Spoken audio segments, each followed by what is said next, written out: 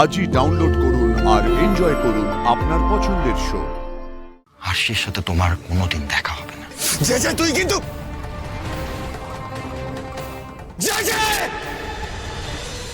মহাগৌরী সিংহর দিদি সুচন্দ্রিমা সিংহকে রুদ্র নয় তুমি মোলেস্ট করার চেষ্টা করেছিলে। প্রত্যেকের ফোন আমি ট্যাপ করে রেখেছি। কোনোভাবে যদি তুই এদের ফোন থেকে মহাগৌরীকে কন্ট্যাক্ট করার চেষ্টা করিস তাহলে কিন্তু খুব বড় ক্ষতি হয়ে যাবে। তোর মতো শয়তানকে খুব ভালো করে চিনি যে আজ যদি পুলিশের কাছে গিয়ে সারেন্ডারও করি, যদি রুদ্রর করা অন্যায় নিজের কাঁধেও নিয়ে নি, তাহলে যে তুই আরশিকে ছেড়ে দিবি সেটা আমি বিশ্বাস করি না। 23 বছর আগেও তুই আমার ফ্যামিলিকে শেষ করে দিয়েছিলিস।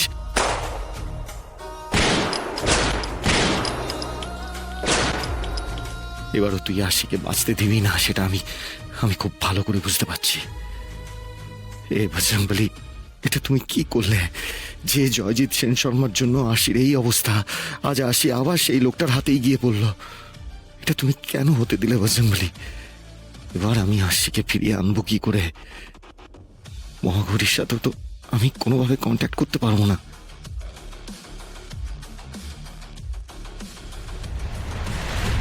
ফোন ধরছে না কেন বাবলুদা?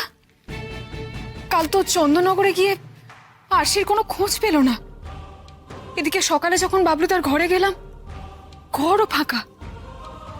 কোথায় যে গেছে কিচ্ছু বুঝতে পারছি না। বাবলুদা তো কিছু বলেও যায় না। উফ! বাবলুদা,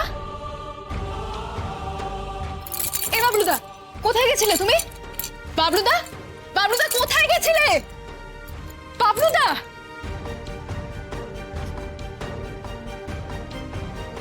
কি হয়েছে তোমার? বাবলুদা, হে বাবলুদা, আরে কোথায় গেছিলে বলে যাও না বাবলুদা।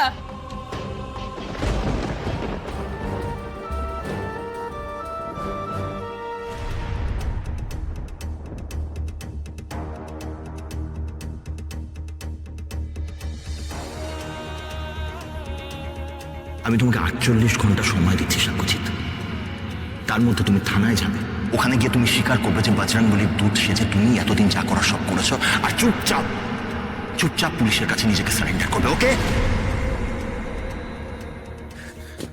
এবার আমি কি করব? যে 48 ঘন্টা সময় দিয়েছে, আর 48 ঘন্টার মধ্যে থানায় গিয়ে সারেন্ডার না করলে তো আমি আশিকে বাঁচাতে পারবো না। যে আমার কল কেন করেছে? কাউন্টডাউন শুরু হয়ে গেছে সাক্ষ্যজিৎ। 48 ঘন্টা হতে কিন্তু আর বেশি সময় বাকি নেই। আর তুমি এতটা সময় নষ্ট করে দিলে। How silly of you. ইচ্ছে তো করছে তোকে গলা টিপে মেরে ফেলি, কিন্তু আমি নিরুপায়। অবশ্য সাক্ষ্যজিৎ, তোমার একটু সময় লাগারই কথা, কারণ জীবনে এই প্রথম এত বড় একটা ডিসিশন তুমি আমার ইচ্ছায় নিচ্ছ। তবে যা ডিসিশন নেওয়ার ভেবে চিন্তে নাও, না হলে আরশির কি হতে পারে তুমি খুব ভালো করে জানো। হয়তো এই জন্মে আর আরশির সাথে তোমার কোনোদিন দেখা হবে না। তুই কিন্তু জয়